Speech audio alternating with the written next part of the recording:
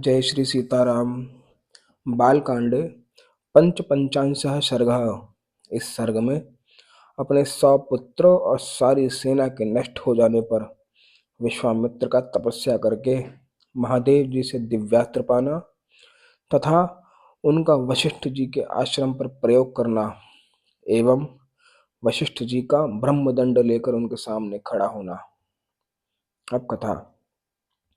विश्वामित्र के अस्त्रों से घायल होकर उन्हें व्याकुल हुआ देख वशिष्ठ जी ने फिर आज्ञा दी, कामधेनु, अब योग बल से दूसरे सैनिकों की सृष्टि करो। तब उस गौ ने फिर हुंकार किया। उसके हुंकार से सूर्य के समान तेजस्वी काम्बोज उत्पन्न हुए। थन से शस्त्रधारी बर्बर प्रकट हुए। योनि देश से यवन और शक्र देश यानी गोबर के स्थान से शक उत्पन्न हुए। रोमकूपों से म्लेच्छ, हरित और किरात प्रकट हुए। रघुनंदन, उन सब वीरों ने पैदल, हाथी, घोड़े और रथ सहित विश्वामित्र की सारी सेना का तत्काल संहार कर डाला। महात्मा वशिष्ठ द्वारा अपनी सेना का संहार हुआ देख विश्वामित्र के 100 पुत्र अत्यंत क्रोध में भर गए और नाना प्रकार के अस्त्र शस्त्र लेकर जप करने वालों में श्रेष्ठ वशिष्ठ मुनि पर टूट पड़े। तब उन महर्षि ने हुंकार मात्र से उन सबको जलाकर भस्म कर डाला। महात्मा वशिष्ठ द्वारा विश्वामित्र के वे सभी पुत्र 2 ही घड़ी में घोड़े, रथ और पैदल सैनिकों सहित जलाकर भस्म कर डाले गए। अपने समस्त पुत्रों तथा सारी सेना का विनाश हुआ देख महायशस्वी विश्वामित्र लज्जित हो बड़ी चिंता में पड़ गए। समुद्र के समान उनका सारा वेग शांत हो गया। जिसके दांत तोड़ लिए गए हों, उस सर्प के समान तथा राहुग्रस्त सूर्य की भांति वे तत्काल ही निस्तेज हो गए। पुत्र और सेना दोनों के मारे जाने से वह पंख कटे हुए पक्षी के समान दीन हो गए। उनका सारा बल और उत्साह नष्ट हो गया। वह मन ही मन बहुत खिन्न हो उठे। उनके एक ही पुत्र बचा था। उसको उन्होंने राजा के पद पर अभिषिक्त करके राज्य की रक्षा के लिए नियुक्त कर दिया और क्षत्रिय धर्म के अनुसार पृथ्वी के पालन की आज्ञा देकर वे वन में चले गए। हिमालय के पार्श्व भाग में जो किन्नरों और नागों से सेवित प्रदेश है, वहां जाकर महादेव जी की प्रसन्नता के लिए महान तपस्या का आश्रय लेकर वे तप में संलग्न हो गए। कुछ काल के पश्चात वरदायक देवेश्वर भगवान वृषभध्वज ने महामुनि विश्वामित्र को दर्शन दिया और कहा, राजन, किस लिए तप करते हो?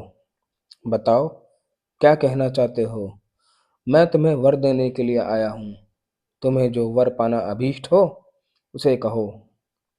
महादेव जी के ऐसा कहने पर महातपस्वी विश्वामित्र ने उन्हें प्रणाम करके इस प्रकार कहा, निष्पाप महादेव, यदि आप संतुष्ट हो तो अंग, उपांग, उपनिषद और रहस्यों सहित धनुर्वेद मुझे प्रदान कीजिए।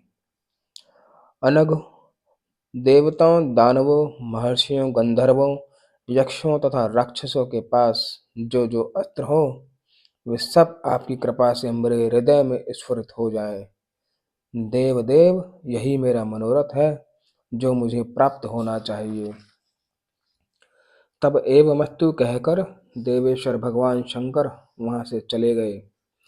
देवेश्वर महादेव से वह अस्त्र पाकर महाबली विश्वामित्र को बड़ा घमंड हो गया। वे अभिमान में भर गए। जैसे पूर्णिमा को समुद्र बढ़ने लगता है, उसी प्रकार वे पराक्रम द्वारा अपने को बहुत बड़ा चढ़ा मानने लगे। श्री राम, उन्होंने मुनिश्रेष्ठ वशिष्ठ को उस समय मरा हुआ ही समझा। फिर तो वे पृथ्वीपति विश्वामित्र वशिष्ठ के आश्रम पर जाकर भांति भांति के अस्त्रों का प्रयोग करने लगे, जिनके तेज से वह सारा तपोवन दग्ध होने लगा।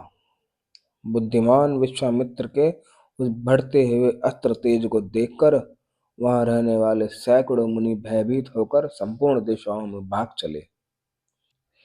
वशिष्ठ जी के जो शिष्य थे, जो वहां के पशु और पक्षी थे, वह सहस्त्र प्राणी भयभीत होकर नाना दिशाओं की ओर भाग गए।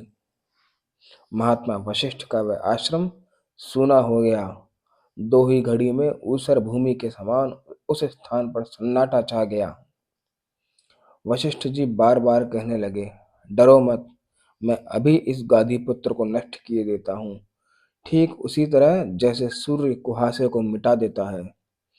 जपने वालों में श्रेष्ठ महातेजस्वी वशिष्ठ ऐसा कहकर उस समय विश्वामित्र से रोषपूर्वक बोले, अरे, तूने चिरकाल से पाले पोसे तथा हरे भरे किए हुए इस आश्रम को नष्ट कर दिया, उजाड़ डाला।